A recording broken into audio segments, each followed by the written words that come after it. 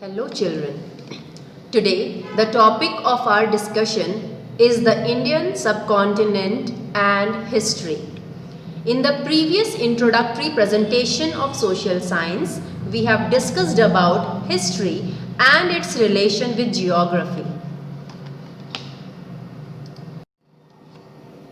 Points covered in this explanation: the Indian subcontinent and its meaning, total number of continents in the world, uniformity in the word formation for all the continents, why is India called as a subcontinent, geographical condition and history.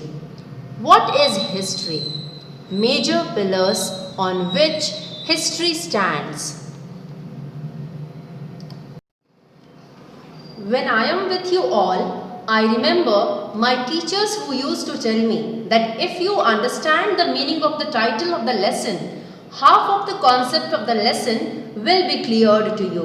Well, that was actually very correct. So, even I follow the same trend and would start our lesson today with the meaning of it. As the title of the lesson says, the Indian subcontinent. Here, you might wonder, what is a subcontinent? Subcontinent means a large landmass that forms part of a continent.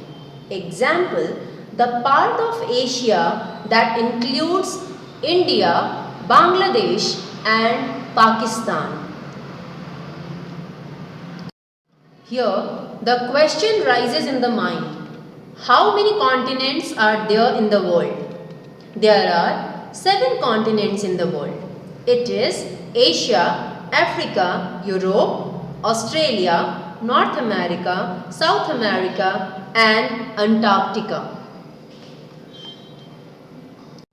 Hey children, did you notice the uniformity in the word formation of all the continents? All the continents of the world start and end with the same alphabet.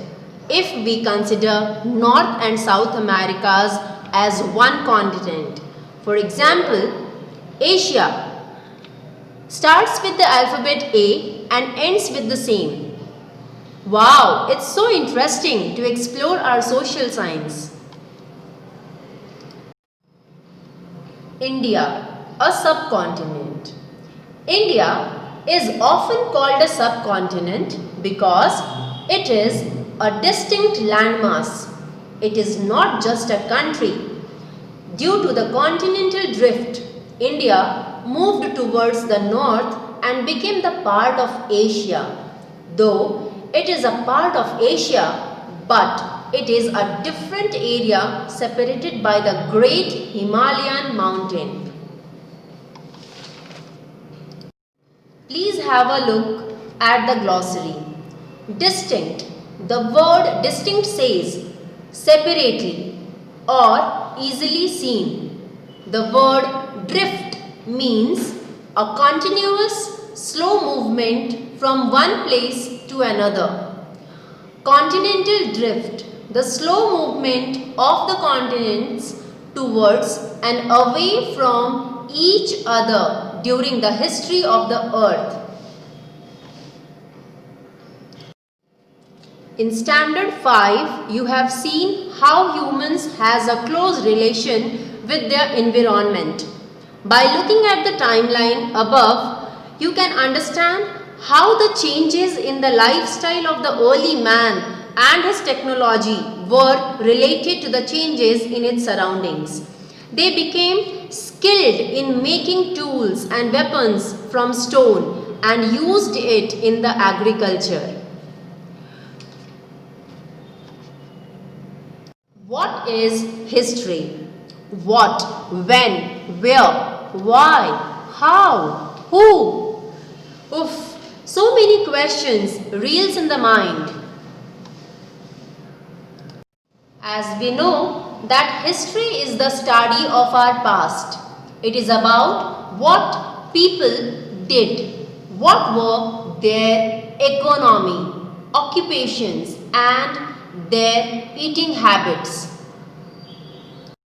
4 major pillars on which history stands: place, time, individual, society.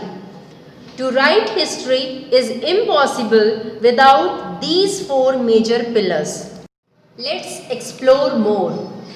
History is connected to geography. But how? That we will explore in our next presentation. Till then, keep on reading. Thank you.